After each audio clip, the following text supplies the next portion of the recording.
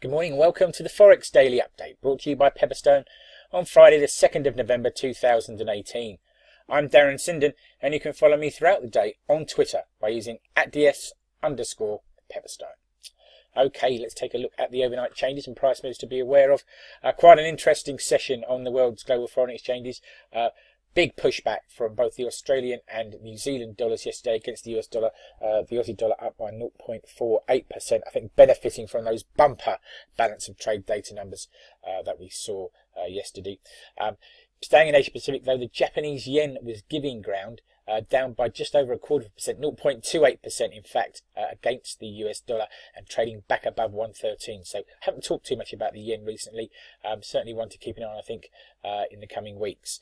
Other movers, well, there were losses for both Canada and Mexico against the US dollar. Perhaps the biggest faller was the Indian rupee, which gave back 0.68% against its US rival. As you can see here, dollar index for its part was down again, 96.22 trading shortly before we recorded the video, off by around 0.06% yesterday. I think 96.20 is a level that we should watch closely. Breaches and breaks below there, sustained ones in particular, could see us sell it further. Of course, we've got lots and lots of data and events coming that could affect the dollar over the next few days, so it's going to be a very interesting time indeed. Okay, what's on the calendar? Events that may move the markets today. Well, we've already had some retail sales data out of Australia for September. They were a little bit disappointing, but I don't think that's enough to offset the upbeat feel after those bumper balance of trade figures, which we mentioned earlier. We've got Swiss retail sales for September to come at 8:15 GMT, and then at 8:55 GMT this morning, we will have market manufacturing PMI out of Germany for the month of October, and that'll be followed 5 minutes later by manufacturing PMI for the whole of the Eurozone. So perhaps a chance to infer something as ever from the German data in the 5 minutes before the European release. At 9:30 we'll have PMI construction data for October out of the UK.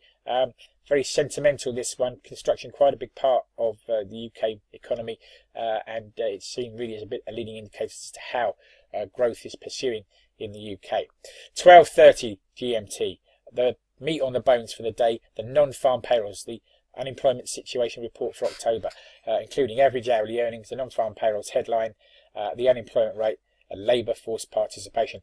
Markets looking for 190,000 new jobs created, and unemployment to remain at 3.7%. Let's see if there's any tightening in the labour market, any boost to wages, which could of course infer a tighter path for interest rates from the Fed in 2019. Alongside the unemployment report, we'll also have trade balance data out of the US for the month of September, and we'll also have unemployment and participation rate data from Canada as well. Often overshadowed this Canadian data, but it is worthwhile paying attention to that, because obviously the Bank of Canada has been on a rising interest rate path as well. We'll also have at 13:30 international merchandise trade data for September out of Canada, and that'll be followed at 1400 by US factory orders for the month of September, and at 1700 by the influential Baker Hughes US oil rig count, a tally of the number of active drilling rigs operating in the US at the moment. And at 22:45, if you're still in the market, you can see building permits for the month of October out of New Zealand. Right, breaking news and comment that's caught my eye overnight. First of all, this could be quite dramatic if it proves to be true. Rumours circulated that Donald Trump has asked for a China trade deal to be drawn up by White House staff. Now, we know no more than that at the moment, but it's very interesting to consider the possibilities there. Meanwhile, Apple's market cap fell below $1 trillion in after-hours trading yesterday, following an update from the company which didn't please investors, and its shares were down by as much as 7% in that after-hours trade. Meanwhile, WTI crude, that's US crude, fell to 7-month lows yesterday, or the price did anyway, as signs of growing oil supplies have offset fears of shortages caused by US sanctions against Iran. So oil has been one of the worst performing markets of late, and the focus has generally been on equities, but perhaps it's time to turn our attention to the black stuff once again. Okay then, food for thought, something to take away with you into the trading day and beyond. And why not think about this? As rumours about a US-China trade deal circulate, it's a good time to look at the long-term effects of trade tariffs, according to recent IMF research. The study found that it was advanced economies that are affected most by tariffs more than developing nations. And tariffs have a bigger impact when economies are expanding because they choke off growth somewhat, more so than when economies are contracting.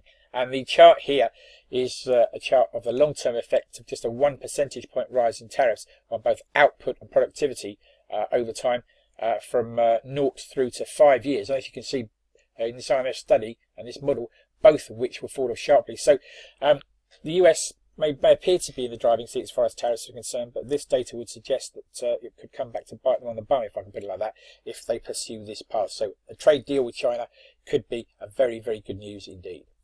Okay, please take a moment to read the risk warning. Trading CFDs and foreign exchange on margin can be a risky business. If you're in any doubt about those risks or the suitability of leverage products for you, then please do contact your Pepperstone account representative and do take a moment, as I say, to read this risk warning thoroughly. Thank you for your time today.